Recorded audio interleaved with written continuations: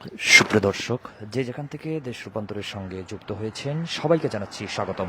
আমি জহির রায়হান এই মুহূর্তে সরাসরি অবস্থান করছি রাজধানীর মিন্টু রোডে অবস্থিত ডিবি অফিসের সামনে থেকে। আপনাদেরকে দেখানোর চেষ্টা করছি আজকের আলোচিত একটি ঘটনাকে ঘিরে কিন্তু ব্যাপক আলোচনা এবং সমালোচনার জন্ম দিয়েছে ফেনী ৩ আসনের সাবেক সংসদ সদস্য জেনারেল অবসর মাসুদ উদ্দিন চৌধুরীকে গ্রেফতার করেছে গোয়েন্দা পুলিশ, অর্থাৎ ডিবি গ্রেফতার করেছে। তিনি সাবেক সেনা সমর্থিত তত্ত্বাবধায়ক সরকারের সময় বেশ আলোচিত ছিলেন।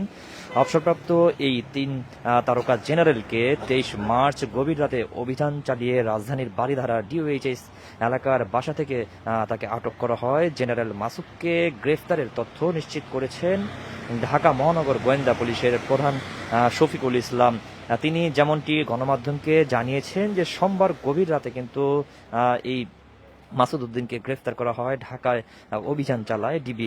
জেনারেল মাসুদের বিরুদ্ধে কিন্তু ৫টির মতো মামলা থাকারও কিন্তু কথা বলেছেন। যেসব মামলার বিস্তারিত তথ্য তাৎক্ষণিকভাবে কিন্তু জানাতে পারেননি ডিবির প্রধান শফিকুল। এবং আরও পুলিশ যেমনটি আরও বলেছেন যে বারিধারা ডিওএইচএস এলাকার ২ নম্বর লেনের ১৫৩ নম্বর যে নম্বর বাড়িটি, সেখান থেকে সাবেক এই সংসদ সদস্যকে গ্রেপ্তার করা হয়।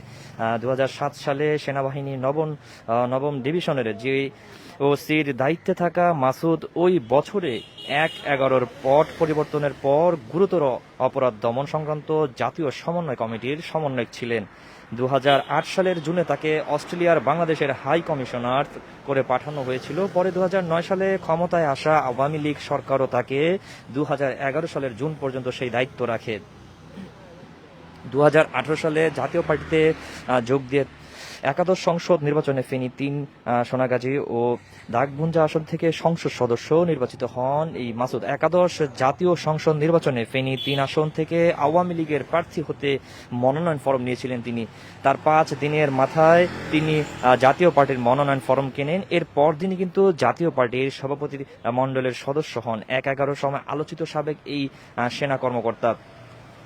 সব মিলিয়ে জেনারেল মাসুদ উদ্দিন গ্রেফতার আবারও কিন্তু আলোচনা এবং সমালোচনার জন্ম দিয়েছে, এনেছে ১/১১ সময়কে আবারও ফিরিয়ে।